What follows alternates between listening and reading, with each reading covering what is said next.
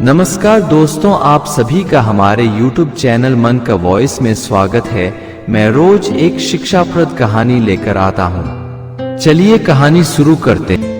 एक नगर में कुणाल नाम का राजा राज करता था। राजा परम प्रतापी और प्रजा का ख्याल रखने वाला राजा था। अभी उसका हाल ही में विवाह हुआ था। उसकी रानी परम सुंदरी थी। चूंकि अभी कुछ दिन ही हुए थे राजा के विवाह हुए, तो अभी राजा को कोई औलाद नहीं थी। उधर राजा की प्रजा एक राक्षस से परेशान थी। राक्षस जंगल में जाने वाले आदमियों को खा जाता था, इसलिए जंगल में कोई जा नहीं पाता था। जंगल में नहीं जाने से राज्य में फल फूल और लकड़ी की भारी किल्लत हो गई थी। वैद्य अपनी औषधालय में औषधि का निर्माण नहीं कर पा रहे थे। उन्हें भी जंगल से जड़ी बूटी की आवश्यकता थी।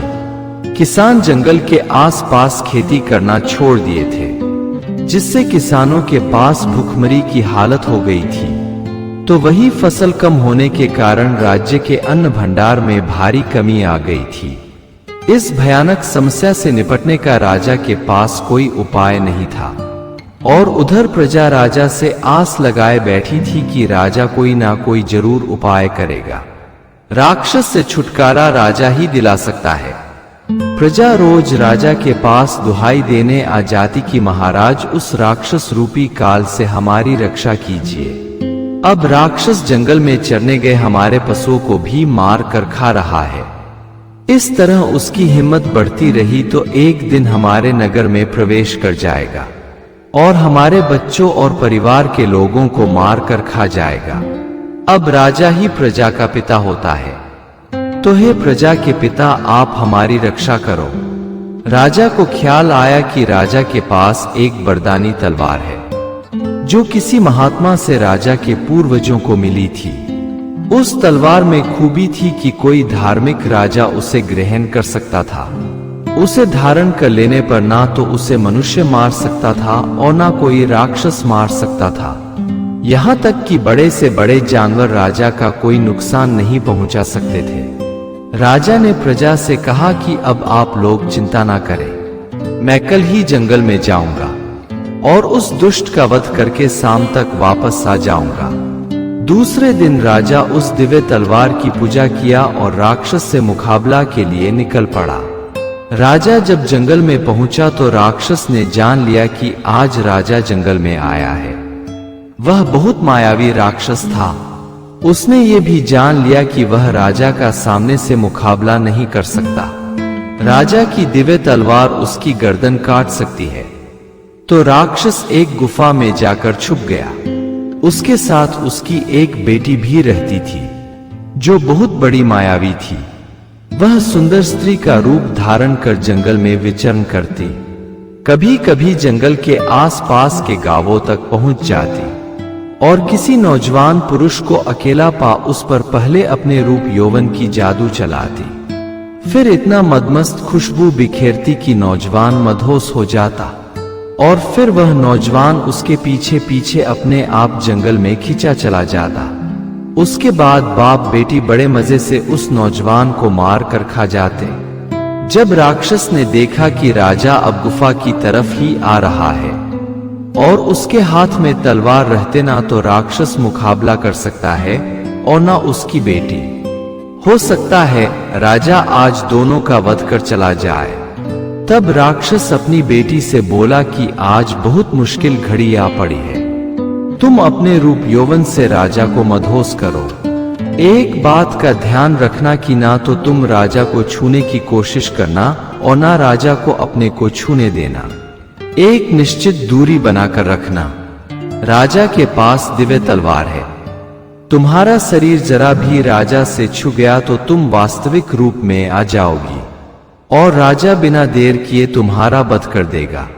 राक्षसी बोली, पिताजी, आप चिंता मत कीजिए, मैं राजा को तलवार दूर रखने के लिए विवश कर दूंगी। राजा एक मेमने की तरह मेरे पीछे चला आएगा और फिर हम आराम से खूबसूरत राजा का मांस भक्षण करेंगे। राक्षस बोला, बेटी अब देर मत करो, काल हमारे दरवाजे तक आ पहुंचे उसे उससे पहले किसी तरह रोको। राक्षसी खूब सुंदर अप्सरा का रूप बना बलखाती इठलाती राजा के पास पहुंच गई। राजा जंगल में इतनी सुंदर स्त्री देख अचंभित हुआ। वह स्त्री को एकटक देखने लगा। उतनी सुंदर स्त्री उसने कभी नहीं देखी थी। इसके आगे तो राजा की अपनी रानी दासी लगने लगी थी।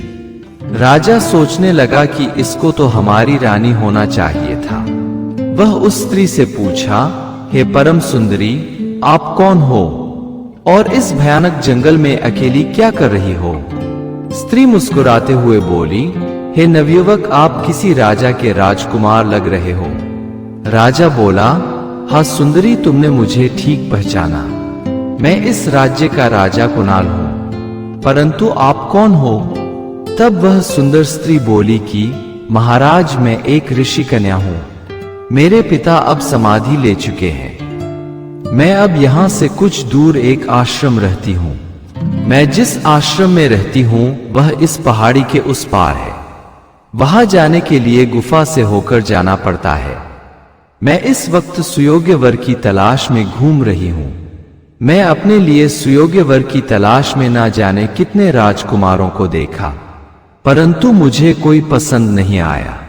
मगर आज आपको देखकर लगता है कि मेरी हसरत पूरी हो गई। अगर आपको मैं पसंद हूं तो आप हाँ कर दीजिएगा, नहीं तो अभी ही इनकार कर दीजिए। मुझे जरा भी बुरा नहीं लगेगा। मैं आपके याद में पूरी जिंदगी कुंवारी ही गुजार दूंगी। राजा बोला, हे सुंदरी, ये क्या कह रही हो? कौन अभागा होगा जो अमृत पीने से इनकार करे? आप मेरे लिए अमृत के समान हो। मन में इसी वक्त आलिंगन का इच्छा हो रही है, परंतु हम धार्मिक राजा हैं। दिन के उजाले में स्त्री से समागम नहीं करते। हम आज रात यहीं इस पेड़ के पास ठहरेंगे।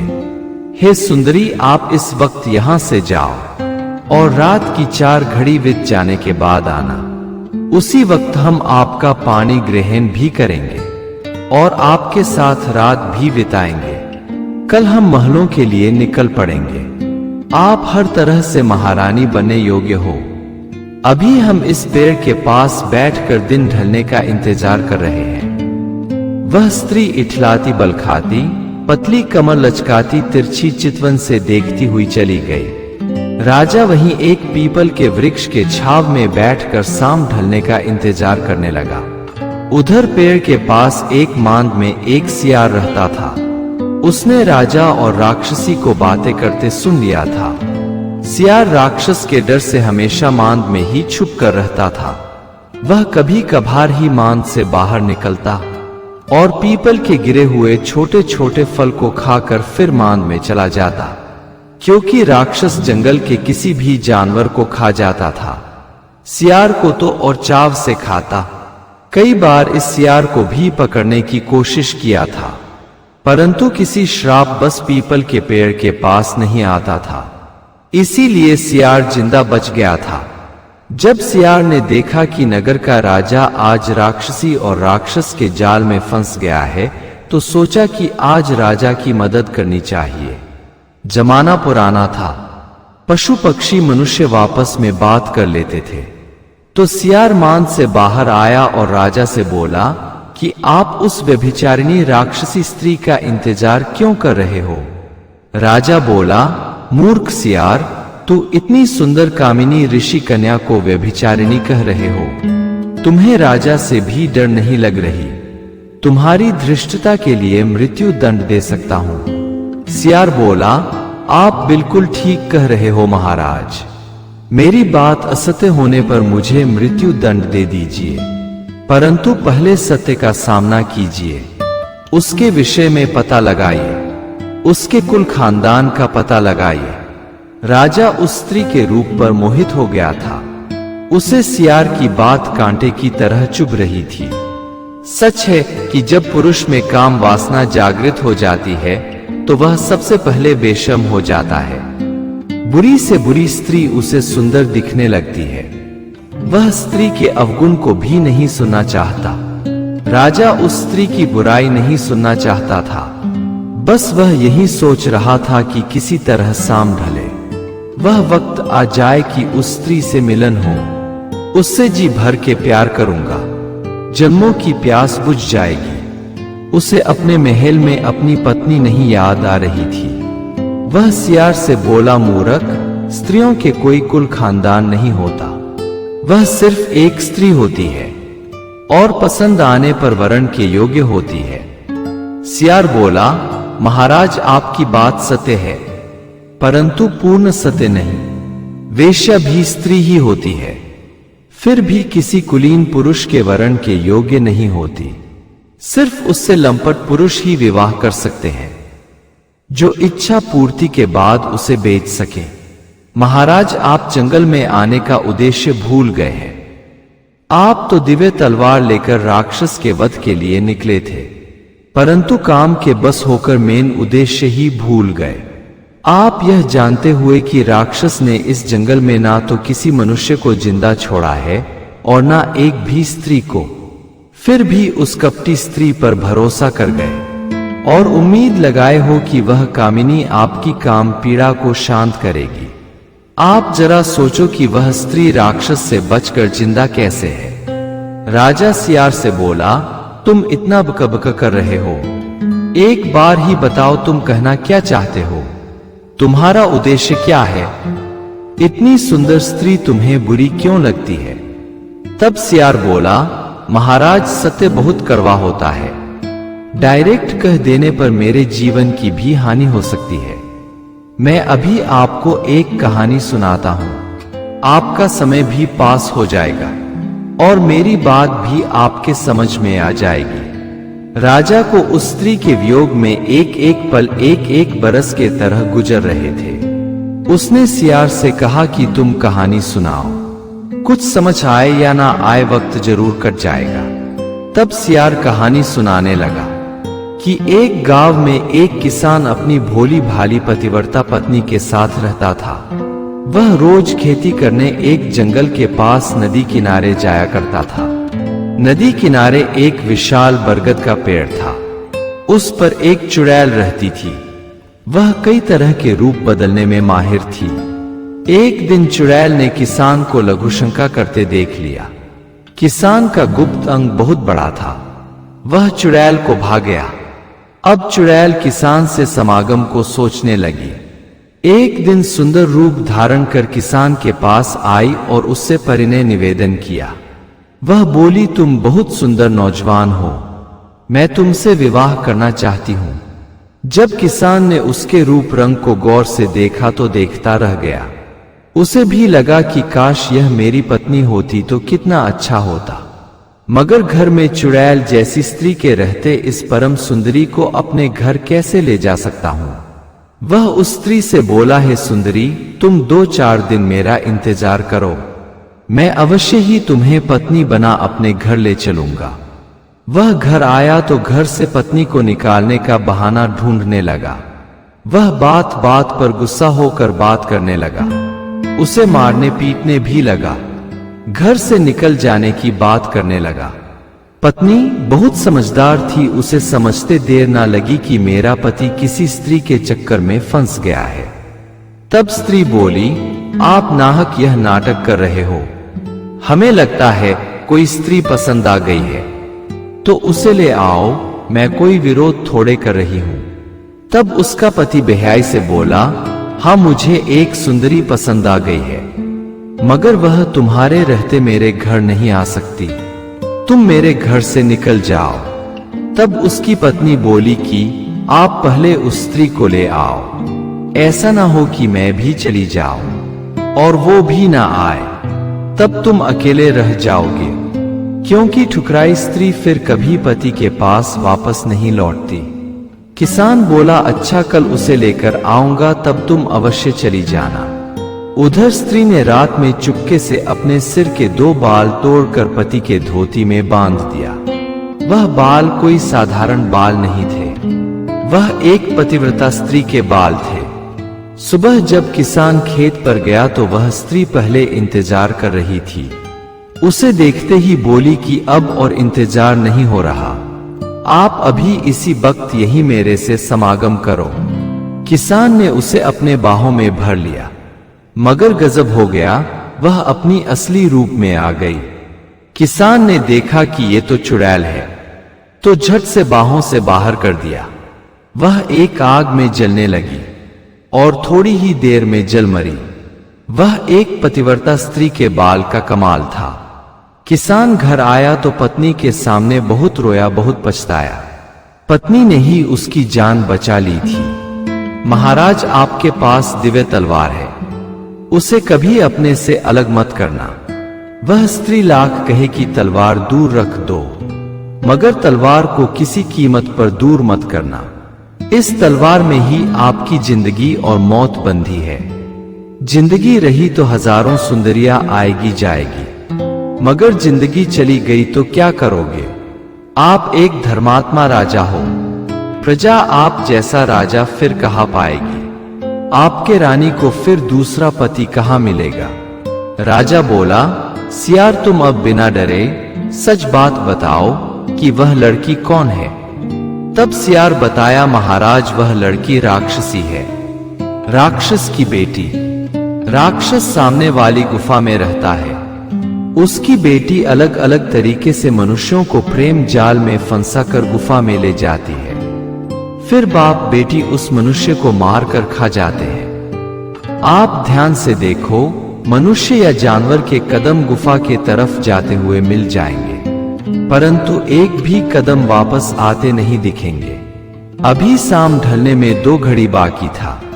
राजा अपनी तलवार ले गुफा की तरफ चल पड़ा। गुफा की अंदर से कुछ बात करते आवाज आ रही थी। वह आवाज उस लड़की की थी जो राजा से मिली थी। वह कह रही थी, पिताजी थोड़ी देर भूख बर्दाश्त कर लीजिए, आज तो हम राजा का मांस खाएंगे, मजा आ जाएगा। राजा यह सुन बहुत क्रोधित हो उठा। उसके ऊपर से काम का भूत उतर चुका था। वह दिव्य तलवार ले गुफा में प्रवेश कर गया। गुफा के अंदर कोई अतिरिक्त दरवाजा नहीं था। राजा ने अपनी दिव्य तलवार से राक्षस और राक्षसी का वध कर दिया और थोड़ी रात होते होते राजमहल लौट आया। रानी उसका बेसब्री से इंतजार कर रही थी। राजा को आज रानी बहुत प्यारी लगी। वह रानी को प्रेम से गले लगा लिया। उसे अब किसी दूसरी रानी की जरूरत नहीं थी।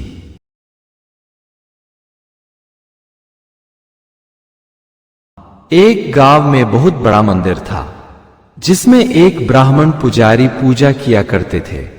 गांव के सरपंच ने उन्हें गांव वालों की सहमति से पुजारी बना दिया था। ब्राह्मण बहुत ईमानदारी से मंदिर का हिसाब किताब रखते थे। मंदिर बड़ा था, उसमें भक्त बहुत से दान पुण्य किया करते थे। ब्राह्मण उन पैसों को मंदिर में ही खर्च कर दिया करते और कुछ पैसा बच जाता तो सरपंच के पास जमा कर देते। गांव के सभी स्त्री पुरुष जानते थे कि ब्राह्मण बहुत ज्यादा ईमानदार है, इसलिए लोग मंदिर में दान के अलावा अलग से ब्राह्मण को खर्चे दे दिया करते। एक दिन कहीं से एक घूमता हुआ महात्मा अपने चेले के साथ गांव में पधारा। धार्मिक गांव था तो लोगों ने महात्मा का स्वागत किया। चेला महात्मा के विषय में बताया कि पहुंचे हुए महात्मा है, ये कभी पैसे को हाथ नहीं लगाते, बिना कुछ खाए सिर्फ फलाहार पर रह लेते हैं। इनके आशीर्वाद से बहुत बांझ औरतें मां बन चुकी है।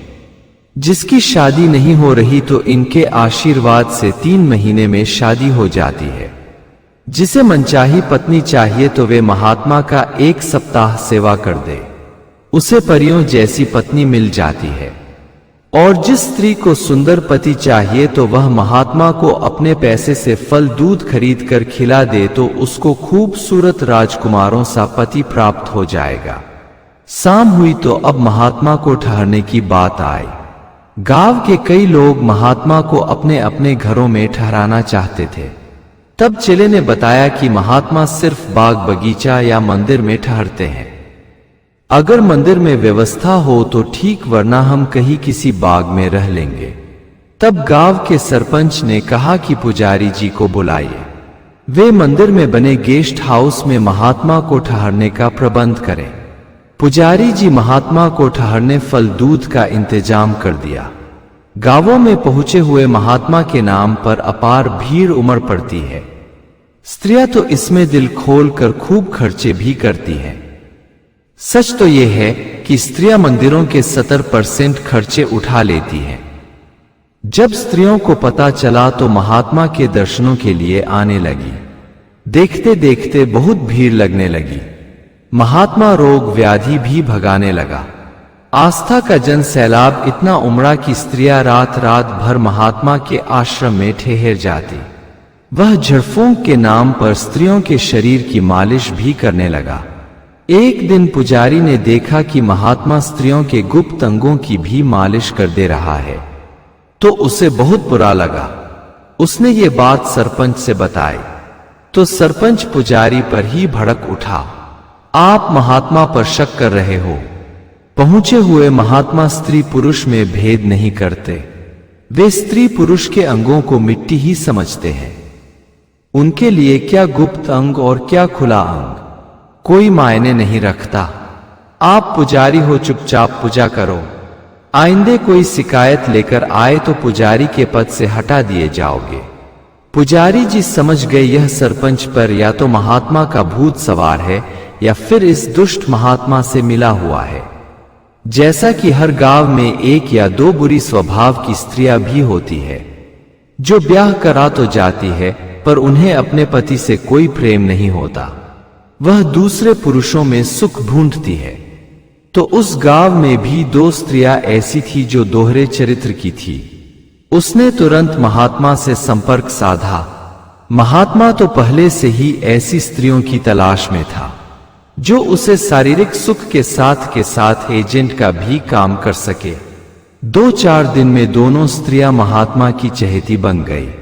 वह गोपनीय ढंग से स्त्रियों में प्रचार करने लगी कि महात्मा इतने शक्तिशाली हैं कि गहने पैसे को भी हाथ से स्पर्श कर लेता है तो 2 गुना बढ़ जाता है। वैसे वह किसी के पैसे पर हाथ नहीं लगाता। स्त्रियां अंधविश्वास में बहुत जल्दी भरोसा कर लेती है, तो स्त्रियों ने अपना धन 2 गुना करने की जुगाड़ बनाने लगी। 2 स्त्रियों ने पहले सिर्फ 1,000 महात्मा के पास जमा कर दिए। दूसरे दिन महात्मा उन्हें 2,000 लौटा दिया। अब तो महात्मा पर सबका विश्वास जम गया। उधर पुजारी अपने लोगों को समझाता कि बेकार के पचड़े में मत पड़ो। यह कहीं से भी महात्मा नजर नहीं आता, परंतु जिसे भी ब्राह्मण समझाता, उल्टा वह आदमी ब्राह्मण को ही डांट देता। ब्राह्मण चुप रहने में ही अपनी भलाई समझा। उधर गांव के कई स्त्रियों के पैसे महात्मा 1,000 को 2,000 करके लौटा चुका था। वह अब चमत्कारी बाबा के नाम से विख्यात हो चला था। वह अपनी 2 चेलिन जो गांव की थी उनसे कहा कि अब रोज मैं पैसे को हाथ नहीं लगाऊंगा। तुम लोग खबर फैला दो कि जिन्हें धन गहना 2 गुने कराने हैं वे सभी पूर्णमासी से पहले जमा कर दें। पूर्णमासी के दूसरे दिन सुबह अपना धन ले जाए। वैसे मैं धन को हाथ नहीं लगाता, परंतु भक्तों के लिए ऐसा करना पड़ता है। बहुत स्त्रियां अपने पतियों के चोरी छुपे पैसा और गहने महात्मा के पास 2 गुना करने की चाहत में जमा कर दिए थे। उधर ब्राह्मण ने पुलिस को सूचना दे दिया था कि पूर्णमासी की रात आप मंदिर पर खास पहरा लगा दें, क्योंकि पूरे गांव के पैसे और गहने वहीं जमा है। आपकी जरा सी चूक आपकी भी बदनामी करा सकती है। कि इतना कड़क पुलिस ऑफिसर के रहते बदमाश पूरे गांव को चुना लगा गया। पुलिस ऑफिसर ने सादे लिबास में पुलिस तैनात कर दिए। भोर के समय महात्मा अपने चेला और 2 चहेती स्त्रियों के साथ मंदिर के पिछले दरवाजे से भागना चाहा, तो पहले से तैनात पुलिस ने उन्हें पकड़ लिया। उसके पास से गहने और पैसे बरामद कर लिए गए। दिलचस्प बात यह हुई कि 2 चेलिन ने महात्मा से विवाह भी कर लिया था। गांव में जब उनके पतियों ने ये बात सुनी तो पूरे गांव में मिठाई बांटे। वे अपने व्यभिचारिणी पत्नियों से छुटकारा चाहते थे। पुलिस ने महात्मा के विषय में बताया कि यह कोई महात्मा नहीं है, यह मशहूर डाकू घमसान सिंह है। इस पर पुलिस ने पकड़ने वाले को 25,000 इनाम रखा है। और खुशी की बात है कि यह रकम आपके गांव के पुजारी जी को मिलने वाला है। उन्हीं की सूझबूझ और चतुराई से सबके गहने पैसे बच गए और मशहूर डाकू पकड़ में आ गया। और अच्छी बात यह रही कि गांव की 2 गंदगी को भी डाकू साफ करके चला गया। अब इसके साथ इसकी चेलिने भी अब चक्की पिसेगी। अब डाकू भेष बदलकर महात्माओं को भी बदनाम करने से बाज नहीं आते। अगर आपको हमारी कहानी अच्छी लगी हो तो हमारे चैनल को सब्सक्राइब करें, लाइक करें और कमेंट बॉक्स में राधे राधे जरूर लिखें। आपसे पुनः मिलते हैं एक नई वीडियो के साथ। तब तक के लिए आपको और आपके पूरे परिवार को राधे राधे।